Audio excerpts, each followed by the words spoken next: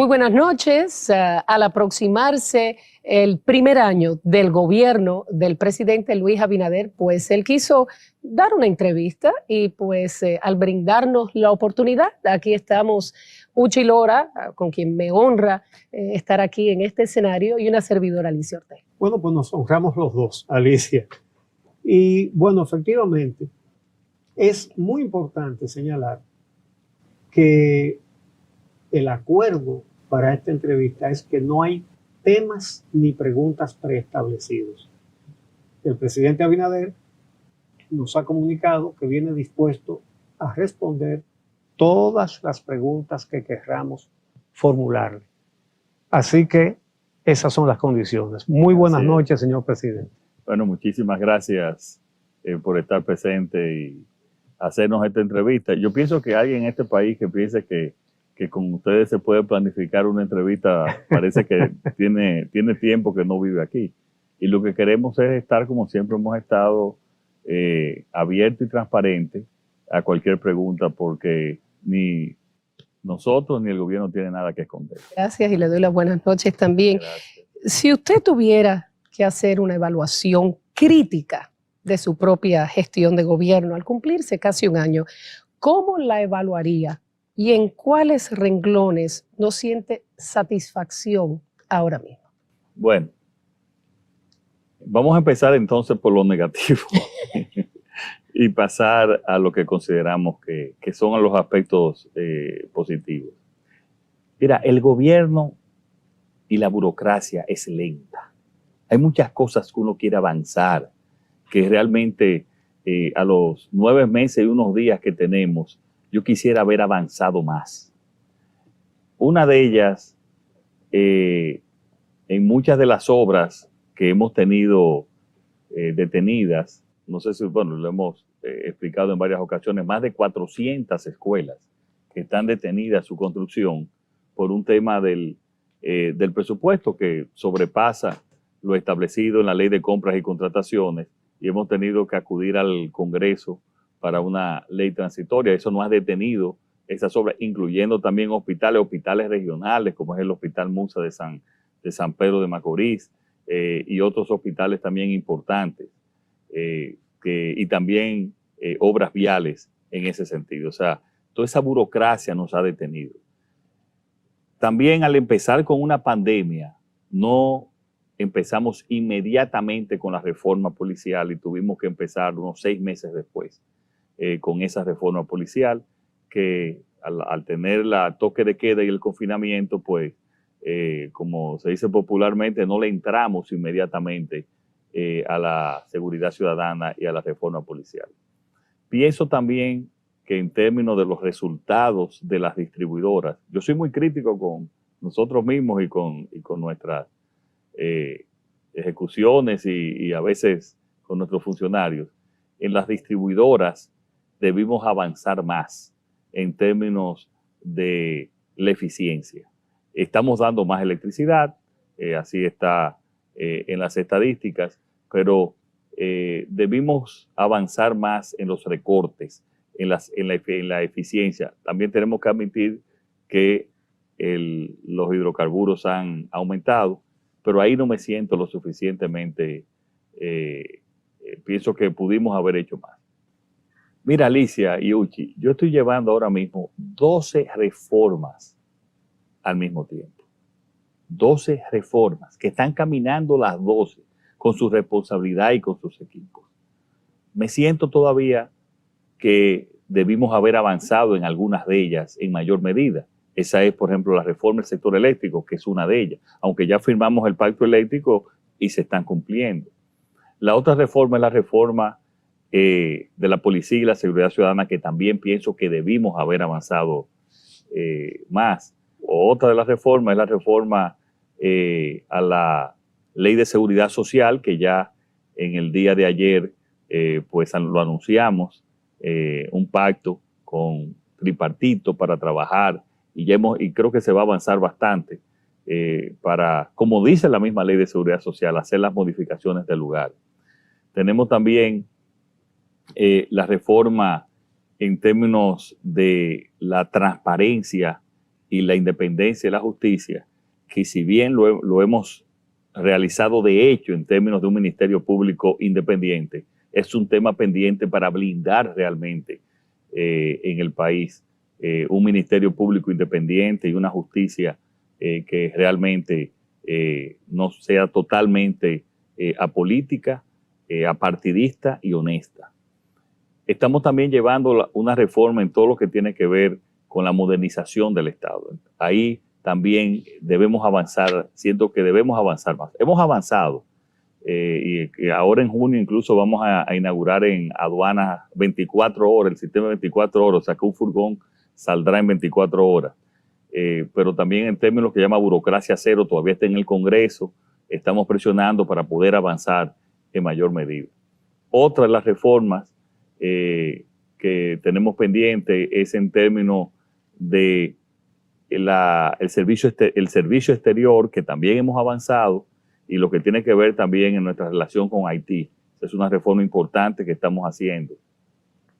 Otra reforma es la transformación digital, que también ya está lista, pero tenemos que pensar también aplicarla.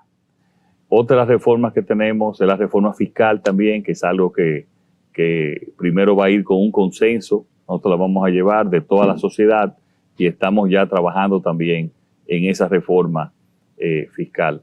Bueno, ya mencioné la seguridad social también, pero la reforma del sistema de salud.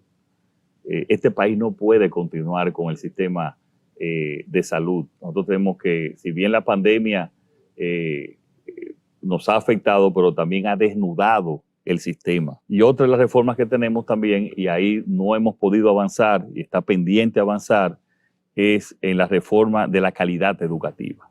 Tenemos el 4%, pero todavía no hemos atendido lo que es la calidad de la educación. Esa es otra también que, como esperamos, sea presencial a partir ya de septiembre. Aunque ya se va a empezar semipresencial, pero ya que todo el sistema empiece presencial en septiembre. De esas reformas que he mencionado, hay algunas que hemos avanzado bastante, pero hay otras que siento ansiedad que debimos avanzar más, aún hayan pasado solo 9 meses. Muchas de estas reformas son de años pendientes, porque aquí yo llegué al gobierno con 2 grandes crisis: la crisis de la pandemia y la consecuente crisis económica.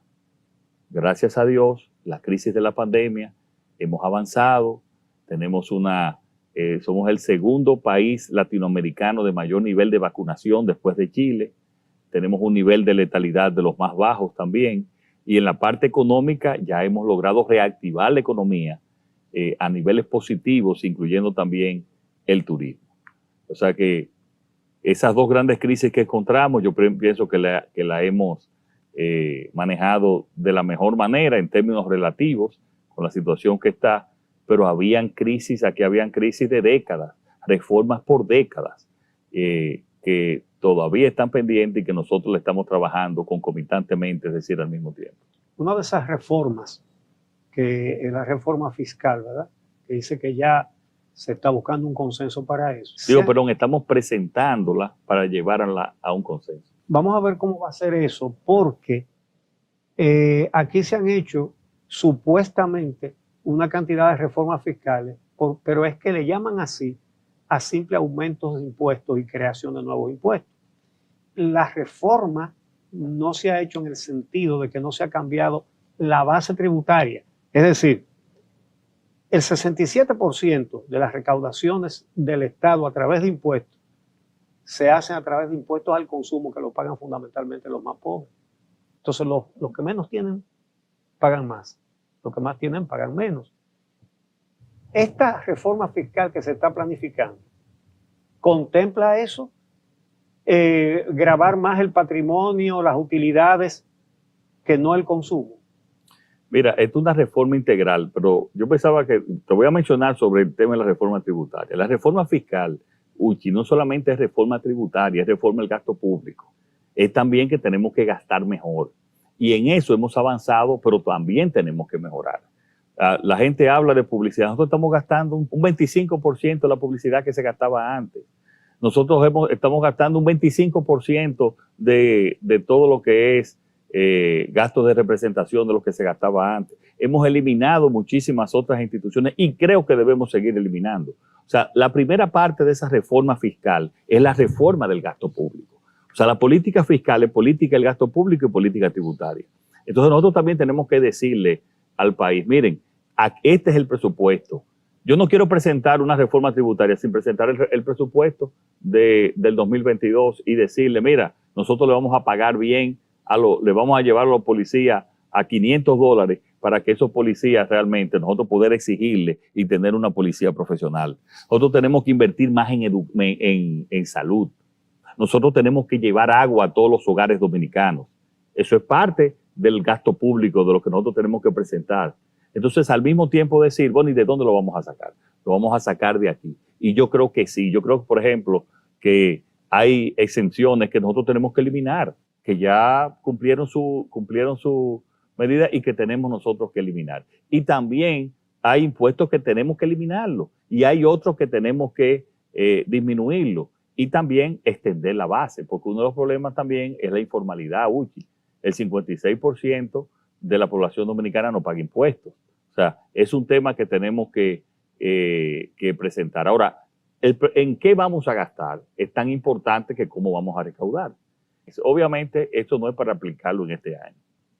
No hay condiciones ahora mismo para aplicar una reforma fiscal. Eso es ya estar de acuerdo con la reforma fiscal para ver cuándo es el mejor momento para implementarlo. ¿No le preocupa lo de Colombia? No me quiero involucrar en los temas de un país hermano, pero tú también presentar una propuesta de reforma tributaria, Uchi, en Colombia, independientemente de los detalles de esa reforma, pero en el medio del rebrote de una pandemia y en el mismo medio de una pandemia, yo pienso que era algo que no fue el mejor momento. Yo lo que creo es que aquí hay que discutirlo. Si discutimos los temas, y cada país es diferente, este país no es Colombia, hay que discutir los temas. Ahora bien, mira, Uchi, para mí es muy fácil yo empujar y endeudarme más. Eso es fácil, ¿eh? Eso es lo que han hecho en el pasado. Sí, ¿por qué? ¿O reforma fiscal o más endeudamiento? O más endeudamiento, eso es lo más fácil, porque nosotros tenemos una de las presiones fiscales. Nosotros somos el país de menor presión fiscal, el penúltimo en menor presión fiscal después de Guatemala. O sea, es decir, que somos los que recaudamos menos en relación con el Producto Bruto Interno. Eso tiene que ver también con una gran parte de las exenciones fiscales que nosotros tenemos. Y eso, según lo dicen todos los organismos multilaterales. Entonces, eso hay que presentárselo al país y discutirlo con el país, discutirlo con las fuerzas sociales de la República Dominicana, como lo hemos hecho todo y como lo hemos discutido todo, como este es un gobierno que consulta, un gobierno que escucha, un gobierno que también va a estar y transparente en todas las decisiones que vamos a hacer. Entonces, ante el endeudamiento o una reforma fiscal, ¿usted prefiere la reforma fiscal? No, yo he dicho, lo que digo, Alicia, aquí es que lo que se ha hecho en los últimos años es muy fácil políticamente, que es endeudar. Mira, nosotros hemos, en términos de las proyecciones que teníamos al 30 de abril, los ingresos van un 24% por encima de las proyecciones. En términos, o sea, estamos haciendo una buena administración tributaria. Entonces, lo que te repito es que es muy fácil, y lo más fácil políticamente para cualquier presidente es ir empujando, ir endeudándose, como ha pasado en los últimos años aquí. Eso es fácil. Ahora, ¿hasta qué momento tenemos la sostenibilidad financiera del país? Y entonces eso es lo que un estadista tiene que evaluar. Uno de los mayores problemas fiscales, si no el mayor, de los dominicanos son precisamente las pérdidas del sector eléctrico. Usted brevemente habló de la reforma del sector eléctrico con un subsidio de $1.200 millones el año pasado, en 2020, aunque su gobierno ha proyectado que pueden reducirlo en unos $300 millones para este año. Algunos estiman que por qué no resolver de una vez por todas esa problemática antes de pensar en una reforma. Yo creo que sí, pero solamente resolviendo el sector eléctrico no se resuelve todo, pero pienso que sí, o sea, pienso que el sector eléctrico, fíjate que yo hablé de la reforma del sector eléctrico, no podemos seguir con un subsidio de 900 millones de dólares al sector eléctrico, que es lo presupuestado en este año. Estoy totalmente de acuerdo. Yo pienso que vienen reformas. Estas reformas vienen por los ingresos y también por los gastos, si ese es un gasto. A propósito de electricidad. Pero también, perdón, Uchi, es un balance entre tener mucho mayor eficiencia también en la administración de las sedes, que todos los gobiernos han sido bastante ineficientes. Y te lo digo, cuando tú me preguntaste cuál era una de las quejas que yo tenía, es que yo creo que en las EDES hemos debido de ser más eficientes. Hemos reducido costos en relación con lo anterior. Pero las pérdidas todavía para la sede bueno, hemos rondan un disminuido 28. las pérdidas y hemos dado más energía, se ha dado más energía. Pero rondan un 28% todavía, sí, y por lo menos una de las GED está en 34%. Sí, que es mucho, pero tampoco, Alicia, entramos en una pandemia con muchísimos problemas que hemos tenido que ser también, en cierta manera, suave en términos de los cobros, porque miren, a mí me ha tocado todo.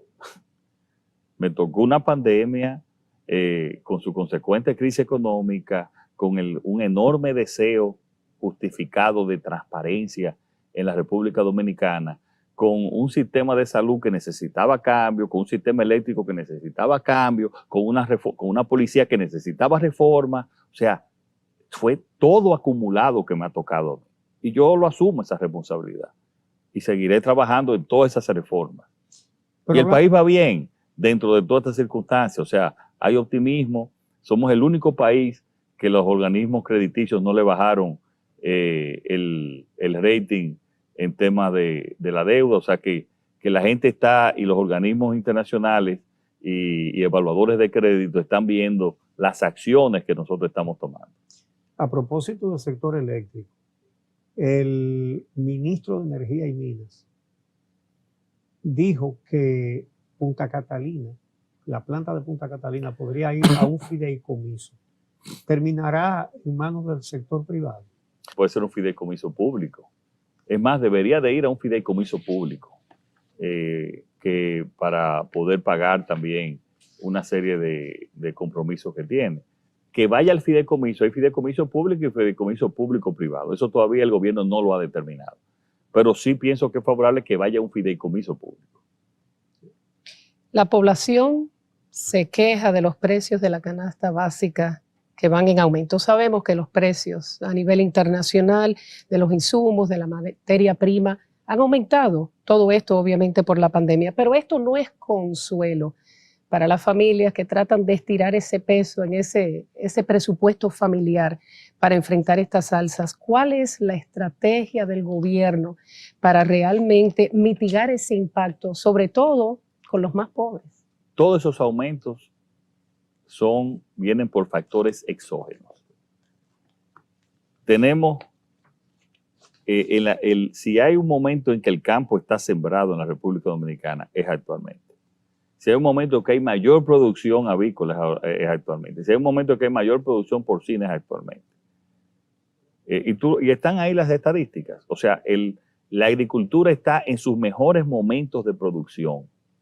Ahora bien, la urea, que es una de las materias primas para producir el fertilizante, se ha duplicado. El maíz se ha duplicado. Igualmente la soya.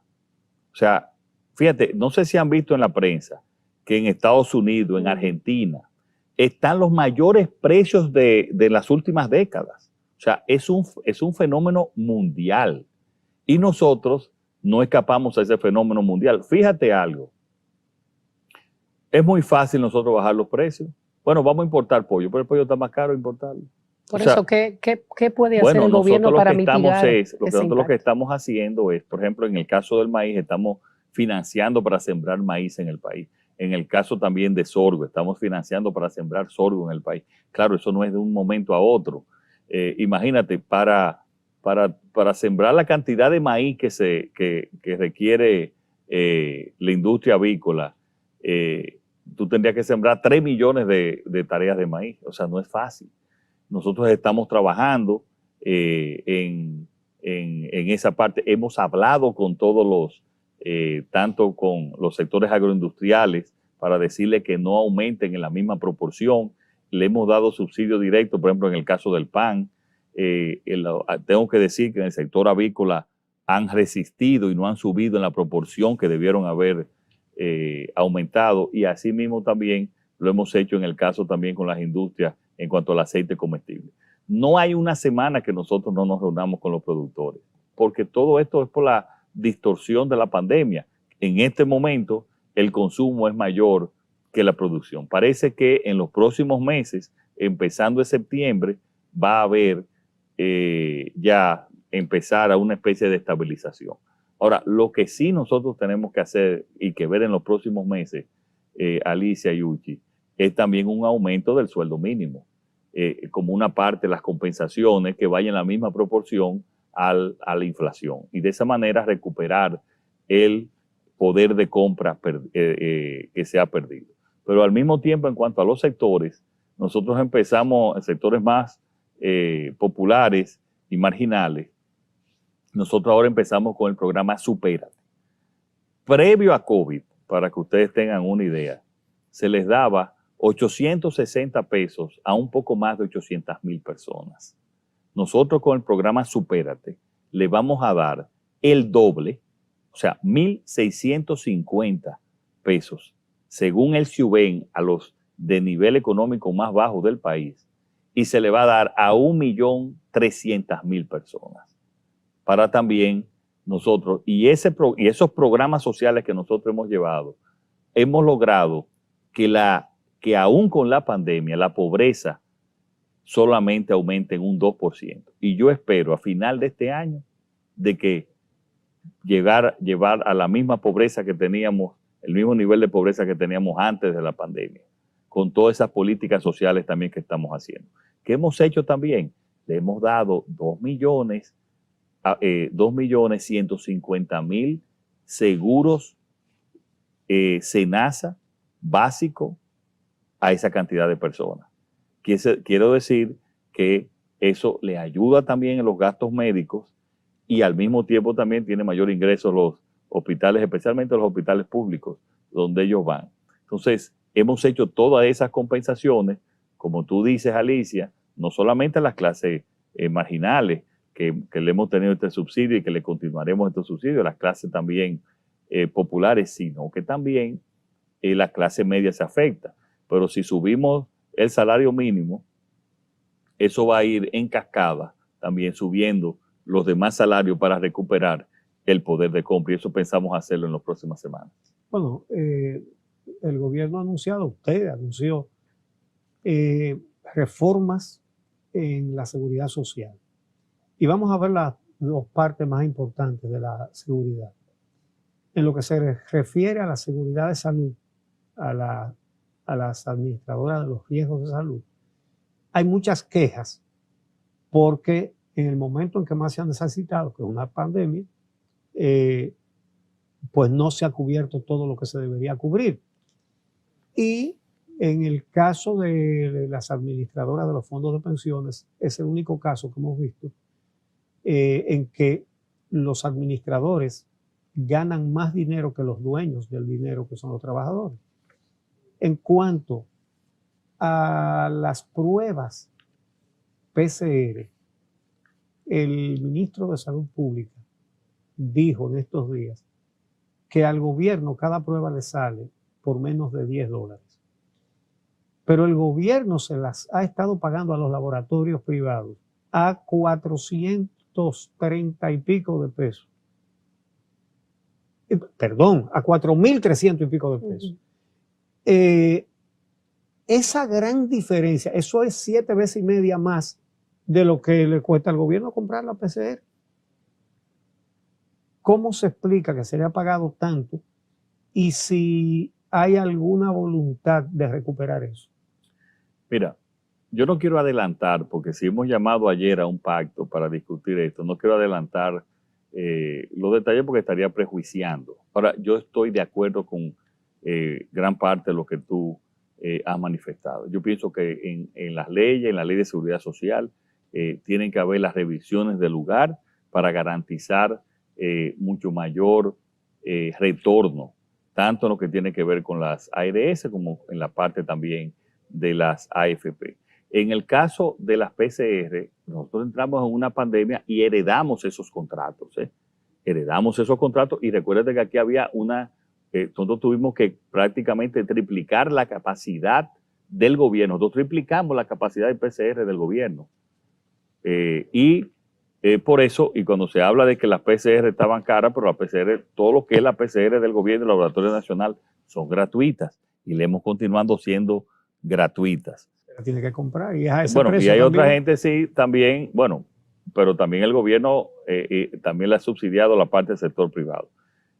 Y hay una deuda que estamos negociando y la razón por la cual no se ha pagado esa deuda es porque estamos negociando esa deuda con los laboratorios para buscar una suma que sea lo más justo posible, pero eran precios que se establecieron previo a nuestra administración en los momentos de la pandemia.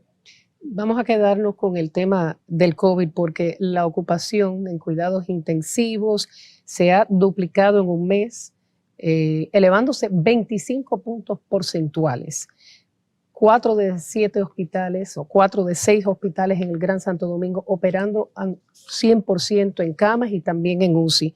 ¿Cuáles medidas tomará el gobierno para frenar lo que está ocurriendo en estos momentos, en esta escalada de casos? Bueno, le estamos tomando y estamos insistiendo también en los distanciamientos, pero hay que aclarar también algo, Alicia. Tanto el sector privado como el sector público habían reducido las camas UCI. Entonces ahora estamos volviendo a aumentar, pidiéndole al sector privado, las clínicas privadas que aumenten las camas UCI y en el caso del sector público le estamos aumentando. El pasado lunes, en el cual nosotros inauguramos el hospital Luis Eduardo Aybar, ahí ya establecimos y estamos aumentando en más de 70 las camas UCI para el Gran Santo Domingo. Porque quiero decirte que ese aumento es básicamente en el Gran Santo Domingo y en la provincia de Barahona. Después, yo estuve el fin de semana en Salcedo y me decían, aquí no hay COVID.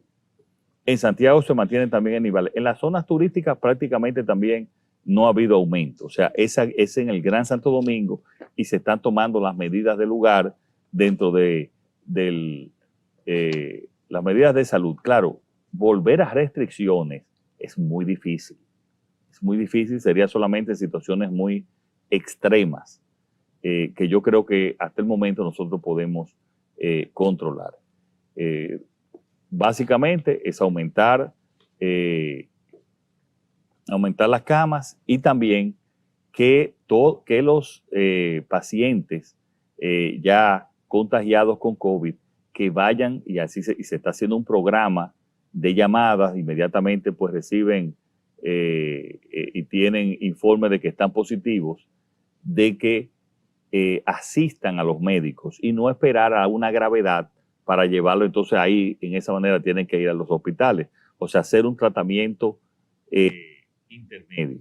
Y hay toda una equipo del Ministerio de Salud coordinado con los laboratorios desde que sale una persona infectada, llamándolo para pedirle que asuma el tratamiento, en muchos casos enviándole el tratamiento para evitar que sea hospitalizado. Y también pedirle a la población, Alicia, de que acuda, que tenemos vacunas, que acudan a vacunarse. Cada vez más que más se vacunan, pues va disminuyendo la posibilidad de mayor contagio. A propósito de eso, el gobierno ha contratado ya 32.886.000 dosis. Somos 11 millones de habitantes, no se va a vacunar todo el mundo. ¿Qué se piensa hacer con las vacunas que sobren? Que no van a ser pocas. Sí, mira, todos los países, Estados Unidos ha contratado 5 veces, Uchi, y todos los países de Europa han contratado entre 4 y 5 veces también. Nosotros no podemos depender, porque ya tuvimos un fracaso, no podemos depender de una sola fuente. Tenemos que asegurar las vacunas a los dominicanos y a las dominicanas. Eso se está haciendo con total transparencia y comprando directamente a los laboratorios y al sistema también COVAX. En el caso de Pfizer, los médicos piensan que hay personas que se pueden vacunar con Pfizer, que no se vacunarían, que no se vacunan con otras vacunas, y también, y es favorable tener esa combinación de vacunas como lo tiene Estados Unidos y como lo tienen otros países. Ahora bien, en el caso de Pfizer, no se ha pagado un centavo, y se va a pagar en la medida en que vengan al país. Eso es bueno aclararlo. En la medida en que ellos envíen vacunas, nosotros lo pagamos, las vacunas. En el caso de AstraZeneca, que es la que nos ha quedado mal, porque con Pfizer no le hemos dado un solo centavo, ellos nos deben a nosotros 2 millones de vacunas, que lo pagó el sector privado, quiero decir, no lo pagó tampoco el sector público. Entonces, el gobierno no le ha pagado. 8 millones de dólares. Sí, 8 millones de dólares. O sea, el gobierno no le ha pagado un centavo ni a Pfizer ni tampoco a AstraZeneca. Solamente le ha pagado porque lo han respondido a la compañía Sinovac, como ustedes conocen. Entonces, eso es, pero nosotros lo que tenemos que garantizar, uno no sabe lo que pueda pasar con cualquiera de estos laboratorios. Exacto. Y yo no puedo depender de un solo laboratorio, como el caso de Sinovac, que nos ha, y le agradecemos muchísimo, nos ha cumplido, pero puede pasar cualquier situación. Pero lo pregunto porque algunos médicos ya están diciendo que se pudieran usar para una tercera dosis que reforzaría. Eso lo han informado en el Gabinete de Salud también, que una tercera dosis, incluso combinada con otra vacuna, de otra vacuna, está siendo para las otras cepas y las mutaciones que hay, podría ser muy beneficiosa. Refuerzo. Exacto, esa es una de las razones también que el Gabinete de Salud ha querido contratar con Pfizer. Además, también es bueno saber que Pfizer es el único laboratorio que ha aprobado para vacunas en niños. Sí, de 12 a 15 años. No, está autorizada está autorizada, es la única de todas las Sí. vacunas. Entonces también dentro de esas vacunas, nosotros pensamos utilizar también las vacunas para los niños. Vamos a pasar al plano de la justicia. Las declaraciones del mayor Girón Jiménez en el caso Coral, quien dijo que la corrupción en los cuerpos militares y policiales sigue ocurriendo actualmente, nos lleva a preguntarle, como comandante en jefe de las Fuerzas Armadas, ¿qué medidas concretas ha tomado para investigar y detener estos hechos que narró el mayor Girón? Bueno, lo primero es que nosotros no tenemos constancia de que eso haya seguido ocurriendo. Y también ya la Procuraduría, la Contraloría General de la República, estos mismos, tanto el Ministerio de las Fuerzas Armadas como el CUSEP, le han solicitado auditorías a la Contraloría General de la República, que ya sí tiene capacidad de Contraloría. Entonces, se está procediendo a la auditoría de esta gestión para confirmar que esa situación no ha continuado. ¿Usted se la pidió a Contraloría? Lo pidieron los mismos cuerpos. Tanto el CUSEP lo pidió como lo pidió el Ministerio de Defensa. Cuando escuchó esas declaraciones de que eso estaba ocurriendo actualmente, ¿cuál fue su reacción? Bueno, fueron declaraciones, él no dio exactamente dónde estaban ocurriendo. Mira, Alicia, ahí en las Fuerzas Armadas, en cualquier lugar, yo estoy atento a que se utilicen de la manera adecuada todos los recursos públicos. Todos los días yo dedico varias horas a cuidar, a llamar, a investigar, a que vayan a hacer auditorías, a ver algunas denuncias, a determinarlas, de que los recursos del gobierno se estén utilizando de manera adecuada. Es más, yo le digo algo. El que comete en este gobierno un acto de corrupción o es un patológico corrupto o es un suicida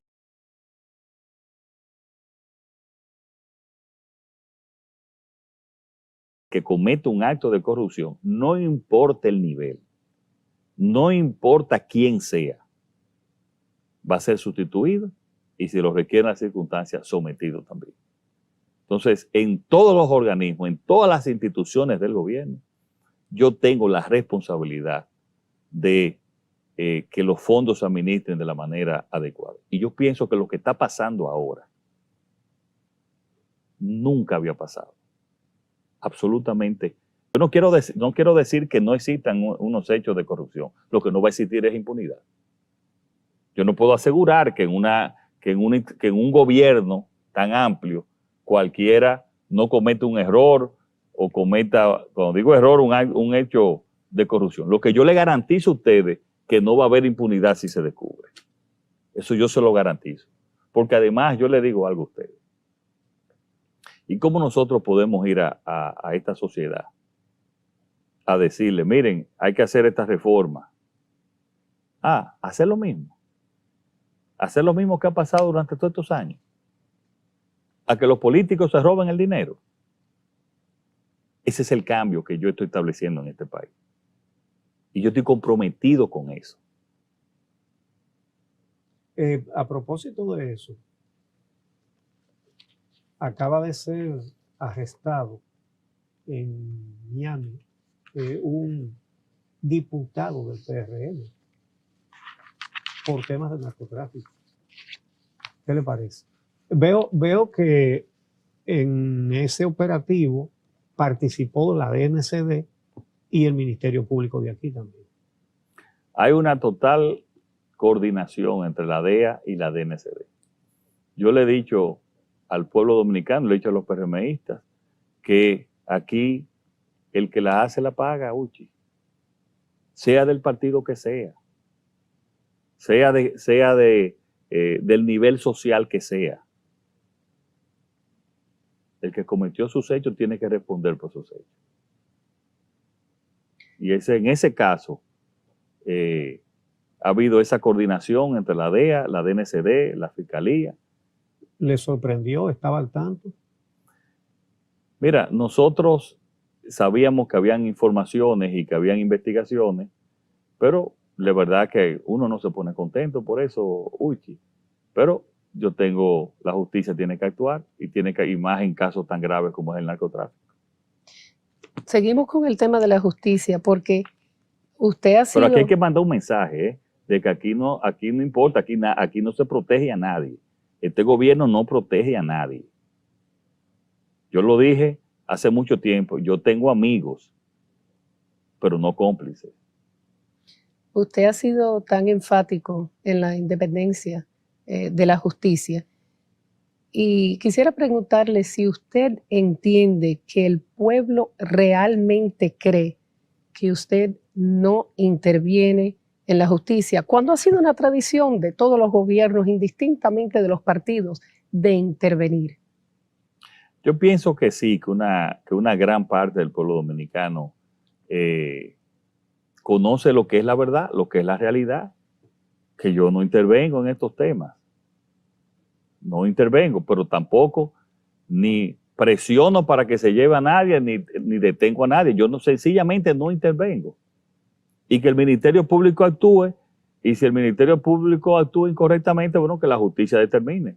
Yo supongo que por usted ser el presidente le informan sobre los allanamientos cuando van a hacer unos allanamientos. No es así, no. No le dicen, vamos a hacer allanamientos para que usted esté al tanto, señor presidente. Nos dan informes ya en el momento que se están realizando. Mira, se informa para esto, sencillamente para temas incluso hasta de seguridad, pero a nosotros no nos informan de manera previa. Yo no sé ninguno, lo que yo me he enterado que hay, bueno, entrevistó Uchi a la procuradora hace un tiempo, ahí me enteré que hay casos, 100 o 500 casos, dijo ella. Tú me preguntas cuáles son los casos y yo no te puedo decir cuáles son los casos. Precisamente, durante el tiempo de la campaña electoral, la gente venía saliendo a las calles a reclamar justicia independiente. Y bueno, usted y su partido tomaron esa demanda de la gente, ¿no? Particularmente usted lo puso como una oferta electoral dijo que iba a poner un ministerio público independiente. Lo puso. Pero mucha gente no lo creía, ni tú lo creías tampoco. Que no, ¿y cómo sabe usted lo que creo yo? Pero bueno, el caso es que, bueno, puso ese Ministerio Público Independiente y en la parte suya cumplió. Luego había también prometido una Junta Central Electoral independiente. Se logró, pero con ruido que puso su propio partido. En la Cámara de Cuentas fue todavía más difícil. Se logró también, pero se trató de meter políticos en eso. Y por otro lado, compras y contrataciones también. Todas esas acciones que yo creo que la gente va a No, pero en lograr. compras y contrataciones ya es una decisión directa del presidente. Sí, sí. Y nosotros lo que queríamos buscar era una persona capaz e independiente y que no fuera partidista. Yo creo que ha hecho una gran labor. Sí, ahora, esas otras entidades. Pero además los jueces seleccionados en el Tribunal Constitucional también fueron apartidistas. Sí, así es. Y van a venir ahora el Tribunal Superior Electoral y van a ser apartidistas también. Por lo menos eso lo va a hacer lo que nosotros vamos a presionar.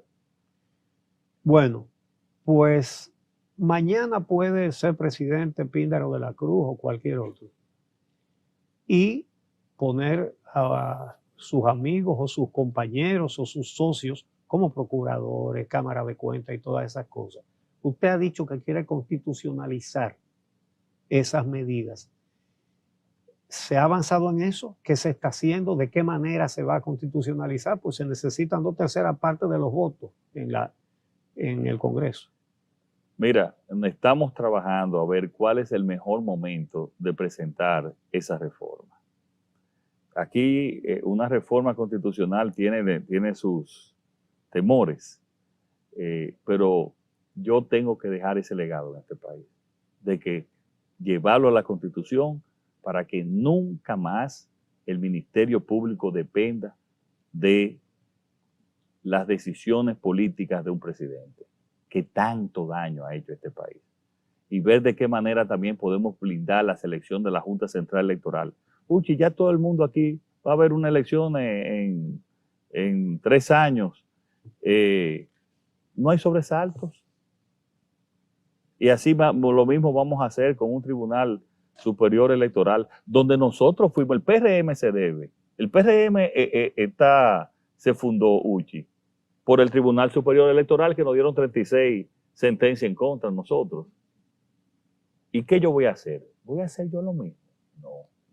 Yo voy a hacer para que nadie pase lo que nosotros pasamos. Entonces, eso tenemos que nosotros llevarlo tratar de blindar por vía de la Constitución y por otras leyes para poder tener un país tranquilo, institucional. Yo lo voy a promover eso. Por eso tenemos que acompañar a toda la sociedad, a todo el que ama este país, a todo el que quiere realmente que este país sea un país institucional, organizado, con justicia, y tiene que acompañarme en eso. Esa reforma constitucional, ahora ha pasado casi un año, ¿verdad? Si se mete en un segundo año, ya la gente está hablando de elección y van a venir las especulaciones, que eso es para la reelección y todas esas cosas. Pero es una locura pensar eso. Pensar que aquí ese es uno de los temas que tenemos que blindar, de no poder que se cambie la Constitución para temas del mismo periodo, que eso ha hecho muchísimo daño. Ese es uno de los temas que tenemos nosotros que cambiar. Pero yo creo que no, que va a llegar un momento, va a llegar su momento, va a llegar su momento. Pero hay que hacerlo. Y yo lo voy a hacer en estos 4 años. Tema de la corrupción. Tradicionalmente, y usted habló de las compras y contrataciones, tradicionalmente en compras y construcciones de obras del Estado ha existido la corrupción. ¿Le pudiera asegurar a la población esta noche que ya ha desaparecido esas históricas mafias que existen en esas compras del Estado? Aquí se ha desmontado cantidad de mafias que habían en muchísimas instituciones. Cantidad de mafias. a tal punto de que se ha duplicado la cantidad de suplidores del Estado por la confianza que hay. Aquí se han establecido métodos de alerta temprana, si los precios son o muy bajos o muy altos, porque puede ser peligroso si son muy altos o muy bajos en términos de compra. Y fíjate que hay una gran cantidad de obras paradas, como yo te dije al principio, detenidas, porque nadie te firma, porque incumple con la ley de compras y contrataciones. Se le buscó una salida conjuntamente con Carlos Pimentel para poder, porque muchos de esos casos también hay que admitir que no eran todos corrupción, sino que en esos casos que estaban de esas escuelas que hablamos, sino que pusieron un precio cuadrado en términos generales y crearon muchos problemas entre los ingenieros. Pero yo sí te puedo decir que desde el gobierno está desmontado. Ahora, lo que yo no le puedo asegurar a nadie, señores, es que algún funcionario actuando con las calificaciones que dije anteriormente, actúe en ese sentido. Lo que yo le puedo asegurar es que va a tener serias consecuencias desde el gobierno. ¿Cómo aseguramos que no ahora, porque todavía tienen miedo, pero en 3 años, que se enquistan? 3 años va a ser peor, Alicia, para ellos hacerlo. ¿Por qué? La Contraloría no controlaba nada. Ahora hay un proyecto de ley que estamos sometiendo, pero ya lo que va en el proyecto de ley lo estamos aplicando como asesores. Y en la Contraloría tú tienes, va a tener un subdirector de prevención de fraude, un subdirector de auditoría que me va a hacer auditoría cada 6 meses a todas las instituciones públicas. Pero además tú vas a tener una verdadera Cámara de Cuentas. Bueno, sí, Uchi lo mencionó, una verdadera Cámara de Cuentas que va a empezar a auditar a todo el mundo, de profesionales que conocen. En 3 años va a ser más difícil. Y cada vez con los mensajes que estamos enviando, son mensajes duros, mensajes fuertes. ¿Van a dar más dinero a la Cámara de Cuentas? Siempre ha sido un tema, el presupuesto y las habilidades que tienen para realizar esas auditorías. Sí, él tiene un %, que creo que es un 0.66, me parece. Lo que ellos definan y determinen, primero, pero como mínimo, no menos de lo que dice la ley, me parece, es no menos de un 0.66, nosotros se les va a dar. Si no tenemos capacidad de controlar, lo que va a haber mucho más dispersión y corrupción. Es como el Ministerio Público. Igual que el Ministerio Público. Que es una inversión que Claro. puede ser productiva La mejor inversión. por la recuperación de bienes. Así pero es. por otro lado, un tema que a alguna gente le huye. Usted se definió con el asunto de las 3 causales. Ahora está en manos del Poder Legislativo. Si le llega a sus manos el Código Penal sin las 3 causales, ¿lo promulga o lo devuelve? ¿O lo observa? Vamos a esperar que llegue Uchi allá. Pero sí te puedo decir algo, yo lo he dicho en varias ocasiones. Yo estoy a favor de las 3 causales, pienso y te está hablando una persona católico, practicante. Yo lo sé. Pero estoy a favor de las 3 causales. Ahora, no. Desde siendo yo candidato y con parte del liderazgo del PRM, tampoco dijimos, esta es la posición del partido, pero tampoco la impusimos. Entonces esos son temas que, si bien podemos entender que son temas médicos, que está dentro de ese ámbito, pero también tienen un contenido religioso. Y por eso nosotros hemos dicho, nosotros no hemos influido en nadie en decirle, tiene que hacer esto, tiene que hacer aquello. Los diputados han actuado por ellos mismos. Vamos a esperar que llegue el código. Yo he hablado también que este es un tema, como en muchísimos otros países también, es un tema de referendo, como muchos otros referendos, temas para llevar a referendo que nosotros debemos de tener. Y también se necesita, señores, incluso para la lucha por la corrupción, contra la corrupción, se necesita también un código penal. Entonces, yo voy a evaluar ese tema en su justa medida, pero la verdad que me voy a pronunciar en el momento indicado sobre eso. Vamos a hablar de un tema muy importante durante la pandemia y es la educación y obviamente la brecha que aumentó entre los estudiantes del sistema escolar público y privado. ¿Cómo calificaría este año escolar? Siendo crítico, especialmente con el deficiente sistema escolar público, y qué medidas disponen para recuperar lo perdido en este año. Al principio que tú me preguntaste, ¿dónde tú entendías que no podías haber empezado a hacer los cambios? Es en el sistema educativo dominicano, obviamente por la situación en que se encontraba. Nosotros hicimos lo que pudimos hacer, que hicimos la educación a distancia, y donde logramos que no se perdiera por completo el año escolar. Ahora hay que medir de manera independiente cuál ha sido el resultado de esa educación a distancia. Pero independientemente de eso, y el problema no es este año, el problema era lo que nosotros veníamos acumulando aún sin pandemia, teniendo los últimos niveles en PISA, aún, te repito, aún sin pandemia. O sea que en el sistema educativo nosotros tenemos lo acumulado hasta el 2020, cuando empezó la pandemia. La pandemia, y ahora yo creo que el tema es, como yo te dije, reaccionar con planes especiales a partir de la educación presencial completa en todo el país. Y yo pienso que ahí debemos de hacer otro gran acuerdo, así como se llegó a un acuerdo para buscar los recursos del 4%.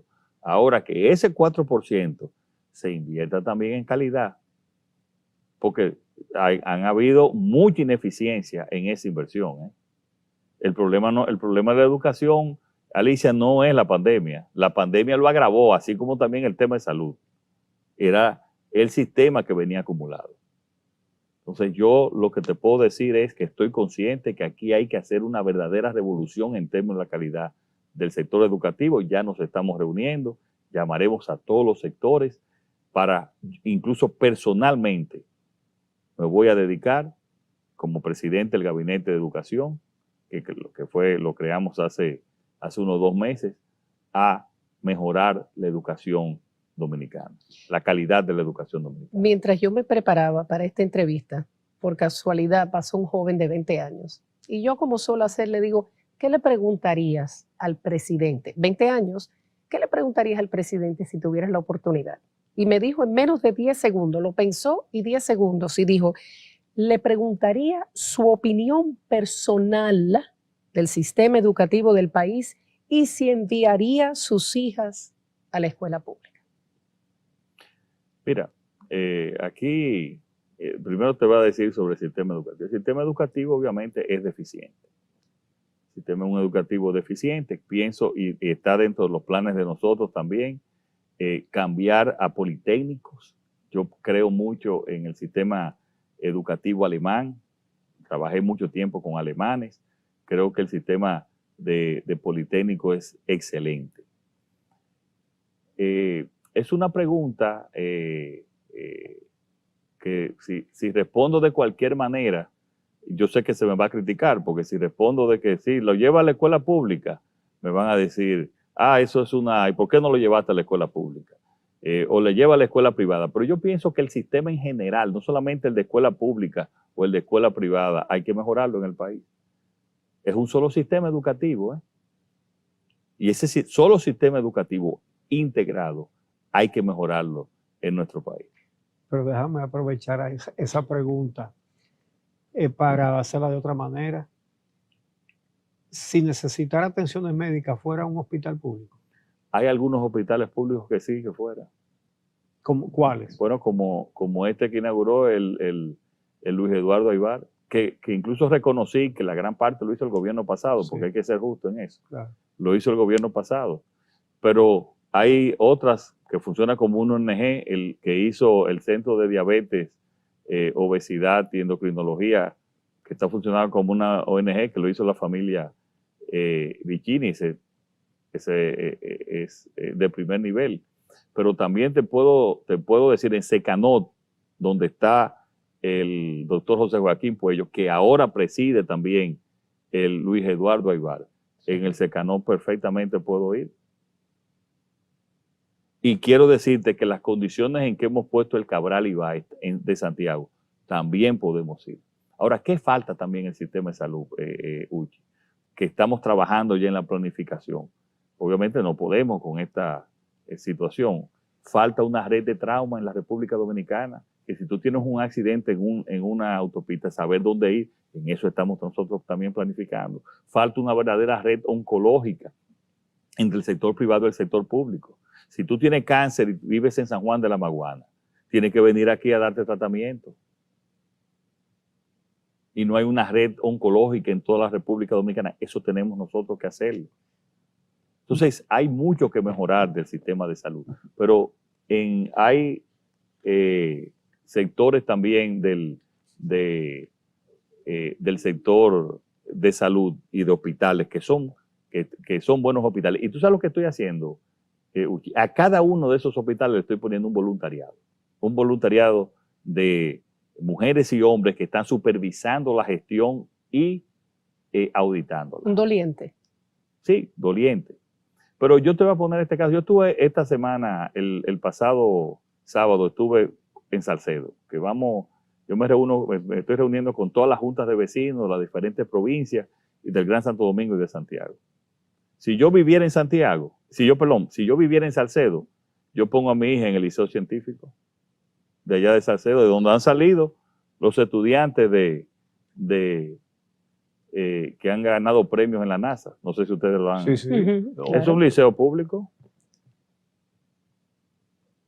Y en cuanto a las relaciones con Haití y sobre todo este último episodio de un canal que se está haciendo a partir del río Masacre, ¿Cómo está manejando eso? Nosotros estamos manejando eso en comunicación directa con el gobierno y le hemos expresado de que según los tratados eso no es posible, que no es posible que ellos tengan esa desviar, incluso sin control y sin previo aviso a nosotros, desviar el agua del río. Pero lo estamos conversando con ellos han sido receptivos, han detenido, hasta donde tenemos informaciones, han detenido el trabajo. Y seguiremos las conversaciones para ya finiquitar ese tema. Pero quiero decirte que de los acuerdos que nosotros hicimos con el presidente Jovenel Moïse, hemos estado avanzando bastante. Tú sabes que ya se está otorgando identificación del gobierno haitiano en el país a una gran cantidad de haitianos que antes eso no pasaba. Y nosotros le hemos facilitado y a través de los consulados haitianos y le hemos ayudado para que eso pase, lo cual nos está resolviendo un gran problema. Estamos trabajando también en el programa de los hospitales de maternidad en las fronteras, especialmente en la frontera de Dajabón y en la de Jimaní. Porque uno de los problemas que nosotros tenemos, Uchi, es que el 28% de las camas de maternidad la están ocupando ciudadanas haitianas. Y eso nos está creando una situación y nos está aumentando la mortalidad materna. Y ya tenemos el plan listo y ya tenemos varios países e instituciones que han ya ofrecido ayuda para construir esos hospitales, lo cual va a favorecer bastante. Estamos mejorando también nuestra colaboración en términos de colaboración en cuanto a la criminalidad y el narcotráfico. Eso es una de las reformas que nosotros estamos haciendo, siguiendo la conversación que tuvimos con el presidente Moïse. Qué bueno que Uchi hablara de las relaciones exteriores, que incluye Haití, nuestro vecino, porque tradicionalmente el Ministerio de Relaciones Exteriores ha sido una fuente de clientelismo político, o sea, donde familiares y amigos de políticos y personas que apoyaron la campaña son nombradas en el exterior. ¿Pudiera decirle al país que realmente ya esa vieja práctica no existe con lo que... Mira, lo importante ahora de esta administración es que tú todo lo puedes ver en línea. Nosotros tenemos el portal más amplio ahora mismo que resume toda la administración pública. Tú oyes a gente diciendo que gastaron tanto en esto. Qué bueno que sean auditores ellos y que digan. Y entonces que el sector público reaccione y que explique por qué. Pero pueden ver cómo se han reducido la cantidad de los funcionarios del sector en el Ministerio de Relaciones Exteriores, pero más aún, Alicia, yo te aseguro hoy que la mayor cantidad de funcionarios y embajadores de carrera existen hoy en la República Dominicana. Y tú puedes ir y buscar embajadores de carrera en el país. No todos. Todos tienen la capacidad para ser embajadores y les sobra. Algunos que no son de carrera, pero tienen la capacidad y les sobra. Pero ahora, hoy, como embajadores, y en las multilaterales y en embajadas clave, hay también muchos ya embajadores de carrera que nosotros hemos respetado. ¿Y los demás empleados han sido igualmente tan selectivos como con los Bueno, embajadores? hemos seleccionado personas de capacidad también. En el sector, los ministros consejeros también, su gran mayoría también son personas de carrera. Nadie se va sin un entrenamiento de 3 meses, aún haya tenido, dependiendo del tiempo que haya tenido fuera del servicio exterior. Hoy las condiciones del servicio exterior y del Ministerio de Relaciones Exteriores son totalmente diferentes y mucho más favorables. Porque lo que había, como tú dices anteriormente, era una nominilla VIP. Ya no hay personas que vivan aquí, pero que están cobrando en Nueva York, señor, o en Alemania, no. o en Puerto Rico. Todo el que está, se le ha pedido que vaya. Hay casos de personas que están nombradas y no le han dado la visa, pero también son embajadores, pero eso es un tema ya que toma un tiempo. Pero no se va a aceptar a nadie que no esté en su lugar de trabajo. Pero en Nueva York, por ejemplo, teníamos a 47 vicecónsules. Y no, está equivocado. 50 y pico. Ya estaban en 50 y pico. Había aumentado. Pero el Departamento de Estado solo reconoce a 3. Antes eran 2 y ahora reconoce a 3. Es decir, que había 50 que ni siquiera son reconocidos allá y muchos estaban cobrando aquí en dólares porque ni siquiera caben. Nosotros teníamos el nivel más alto también de delegación en la ONU. Eso ya no es así. Tú lo puedes, esa es la pregunta. Con todos esos compañeros del PRM que quieren allá lo que tenían los otros. Pero tú puedes investigar para que veas cómo se ha reducido eso a su mínima expresión. Tanto en la delegación de la ONU como también allá en Nueva York. Es más, ha sido tal. Ahora nos permitieron consulado en Providence, consulado en New Jersey y consulado en Pensilvania. Y también un consulado en Houston, que tenían años sin darle el permiso por la situación que había de irregularidades. Presidente, hay mucha gente que critica el hecho de que usted ha anunciado tantos proyectos que dice que en cuánto periodo que lo va a hacer. ¿Y de dónde? ¿Y de dónde va a sacar para hacerlo? ¿Qué explicación tiene usted? Mira, bueno, ante esa crítica que me hacen, yo me hago una crítica también de quizás no explicar bien y estar actualizando de cómo van esos proyectos. ¿Y por qué te lo digo? Mira, desde que yo he recorrido el país, me faltan 3 provincias desde que llegué al gobierno. Y bueno, y alguna he ido muchas veces por visitar. Pero una de las primeras visitas que hice, o la primera visita, fue a Pedernales, para anunciar aquel proyecto de Pedernales. Ya se creó el fideicomiso, ya nosotros tenemos 13 cartas de compañías hoteleras diciendo que están interesadas en participar allá, en diferentes fórmulas. Estamos trabajando ya en el master plan de aeropuerto, planta de tratamiento y de agua potable, generación eléctrica. Tenemos ya el concepto. Hay cantidad de grupos interesados en invertir. O sea, ese proyecto va en camino. Yo diría que como en 2 meses voy a empezar a inaugurar, a dar el primer picazo de los caminos internos del proyecto. El segundo proyecto que voy a ir de manera cronológica, es Manzanillo, que nos hablan de esos 2 grandes proyectos. Bueno, mira, en las próximas semanas también voy a dar el primer picazo a una compañía de astilleros que va a ser el inicio del proyecto de Manzanillo, porque es un proyecto que se va a desarrollar por parte, a diferencia del de Pedernales, que se va a desarrollar de manera íntegra, que va a generar, entrando 500 empleos directos, me refiero a de los astilleros, más los empleos indirectos y empleos de calidad. El BIT está trabajando con nosotros también para el tema del muelle.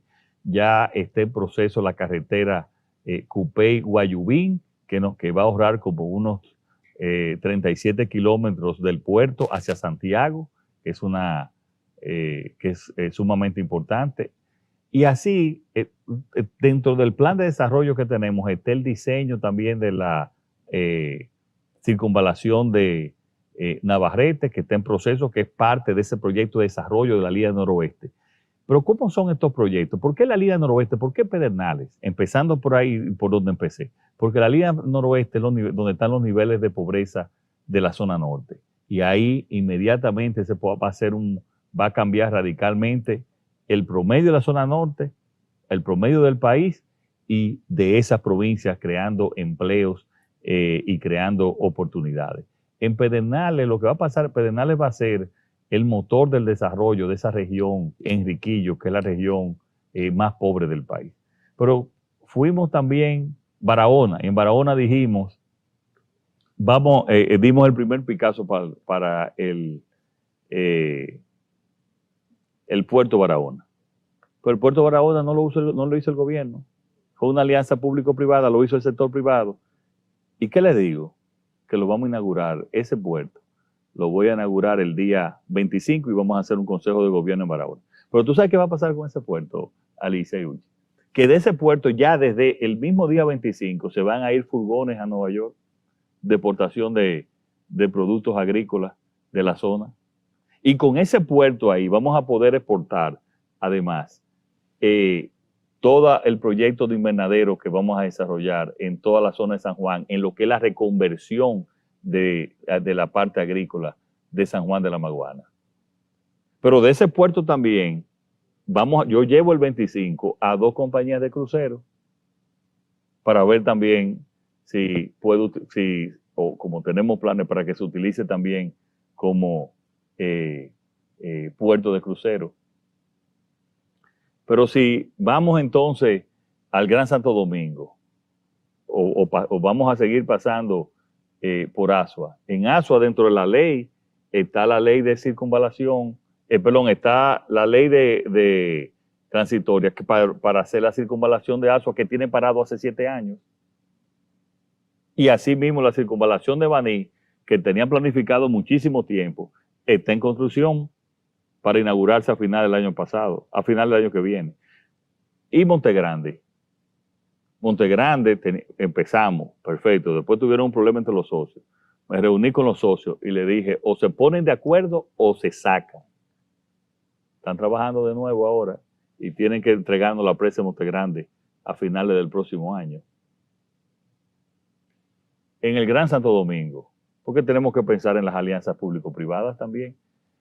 Está en alianza el metro de Santo Domingo, el metro 1, o sea, el metro original.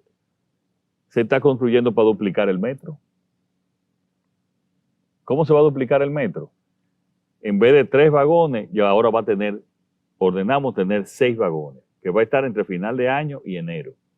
Y las estaciones de Santo Domingo Norte, las estaciones que están por encima, se están expandiendo. Y está en planificación y en un mes se va a sacar el pliego de condiciones para que llegue el metro y con el financiamiento listo para que llegue hasta Los Alcarrizos. Pero el teleférico interno de Los Alcarrizos está en construcción también. Y el programa, aquí en el Distrito Nacional, el programa que tenía Urbe, que lo hemos continuado, porque este gobierno sí le ha dado continuidad de Estado a los proyectos, no importa del gobierno que sea.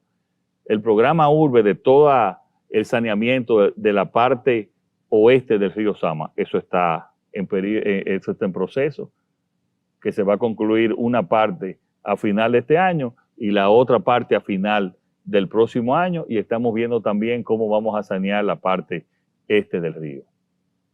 Pero de la parte este del río ya iniciamos la avenida ecológica y iniciamos también la ampliación de la avenida de San Isidro, que eso va a descongestionar enormemente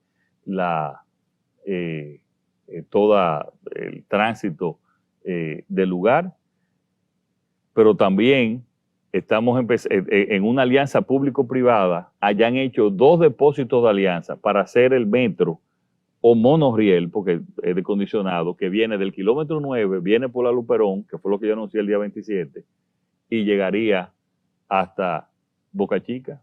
Ya hay propuestas en la alianza público-privada. Igual también que está bastante adelantada la carretera del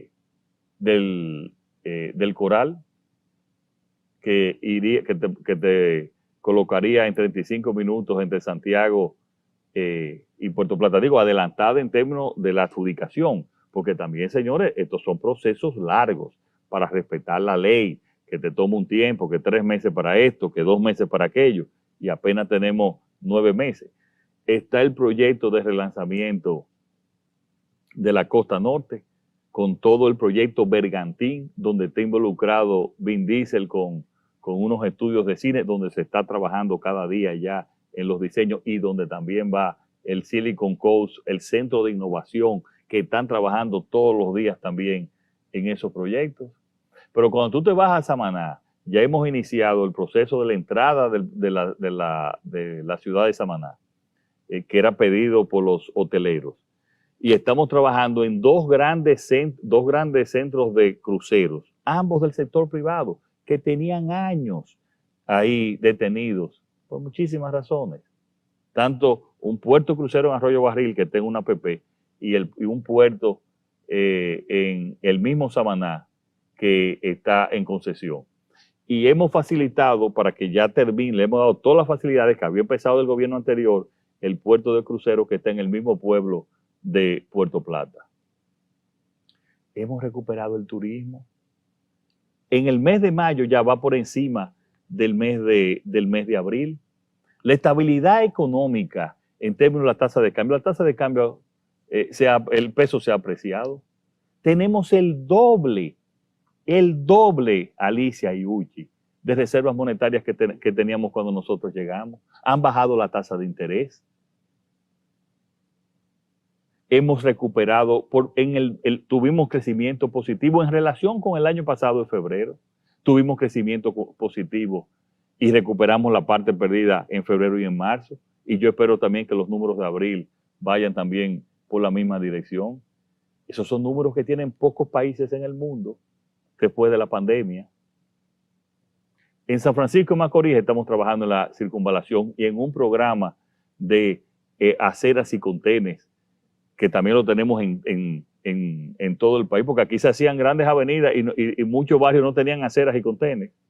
¿Tú sabes a cuántos dominicanos le hemos llevado agua con una inversión de 1.600 millones de pesos? A 870,000 dominicanos. Presidente, con todos esos proyectos que enumeró, y muchos dijo era público-privado, pero hay un costo para el Estado. Todo ese dinero que el gobierno tendrá que invertir en esos proyectos, ¿ya está presupuestado? Todo está presupuestado. ¿Es parte del endeudamiento? Mira, yo les quiero decir a ustedes, yo me reúno todos los fines de semana y todas las semanas con juntas de vecinos. Todo, por ejemplo, en el día, el 25 de mayo, que vamos a hacer una junta de gobierno, un consejo de gobierno en Barahona.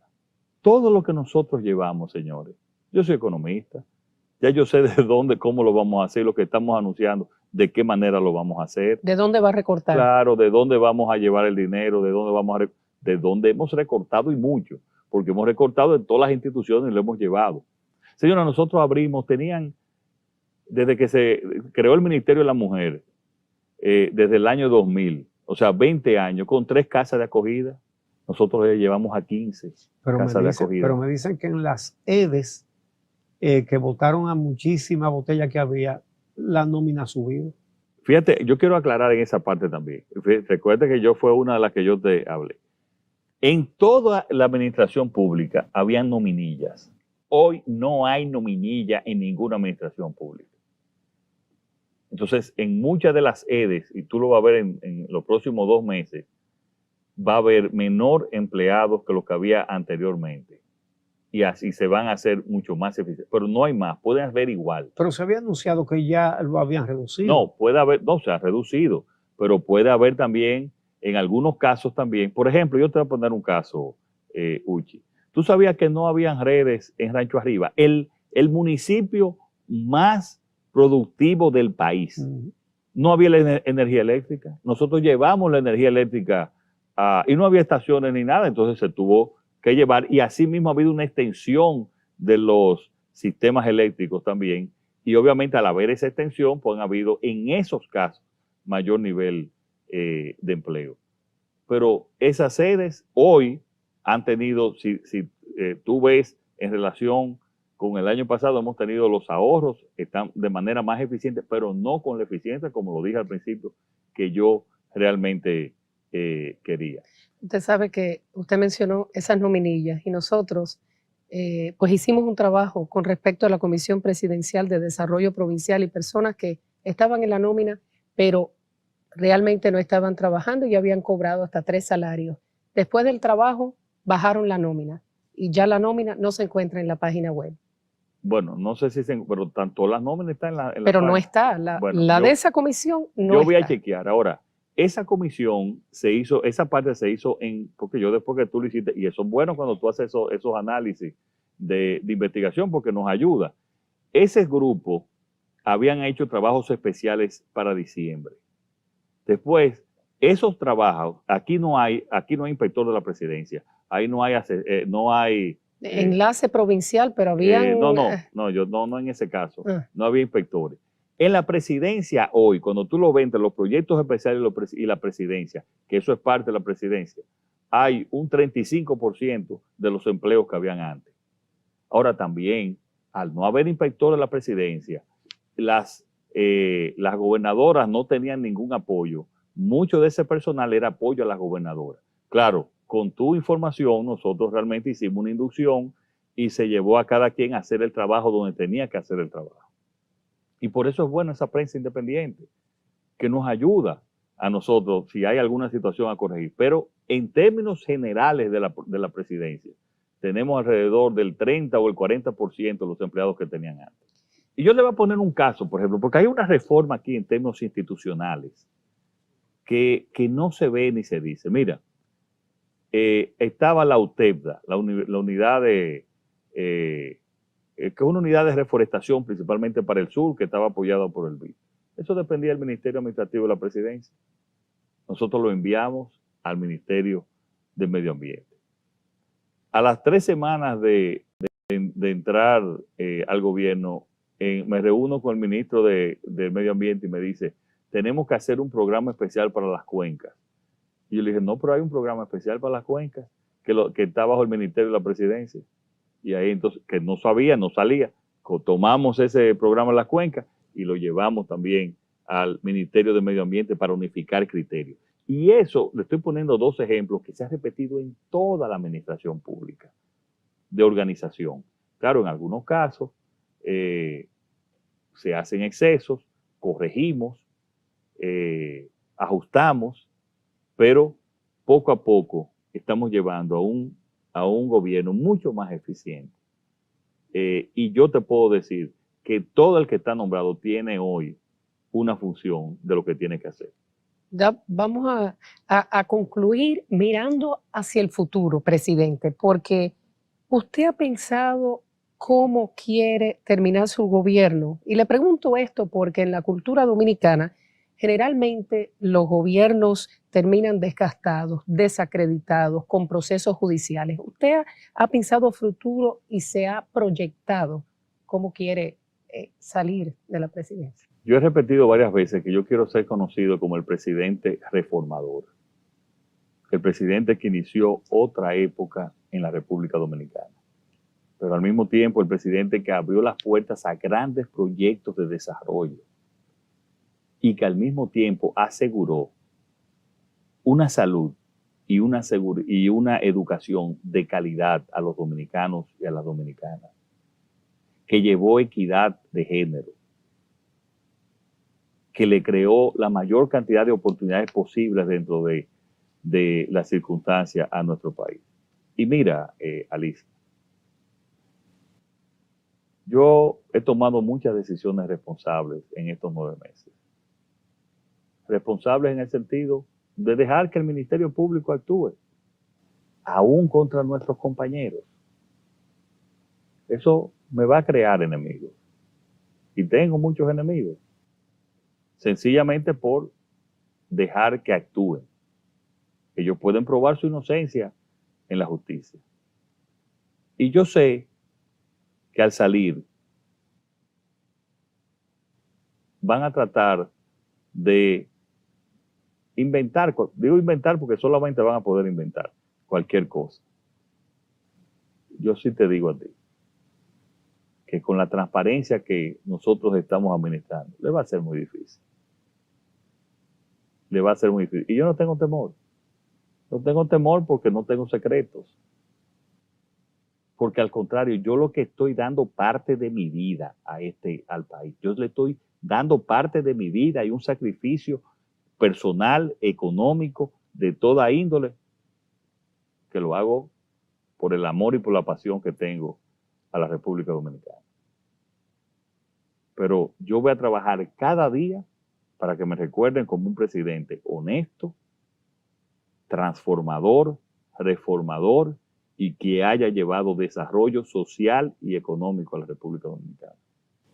Bueno, ha sido un placer compartir con Alicia esta entrevista al presidente Luis Abinader y esperamos que los dominicanos, al haber visto esta conversación, que no podía ser breve porque había demasiados temas, ¿verdad? Y quedan. Y quedan, sí. Además me dicen que yo hablo mucho.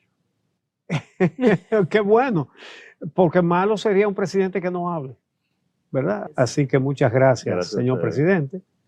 Y gracias a los amigos televidentes. Muchas gracias, señor presidente. Gracias, Suchi.